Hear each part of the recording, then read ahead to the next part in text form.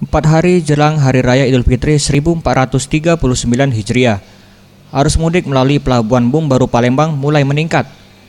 Tidak hanya keberangkatan, namun kedatangan juga mengalami kenaikan dari sebelumnya.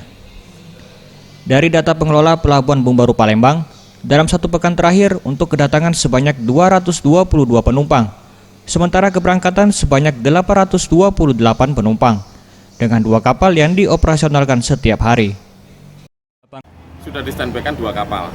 Trennya debarkasi menjadi 200 lebih ya, 284 sampai ke 239. Total antara embarkasi debarkasi terhitung kemarin itu 525 dan itu tanggal 9, tanggal 10-nya totalnya itu menjadi 828.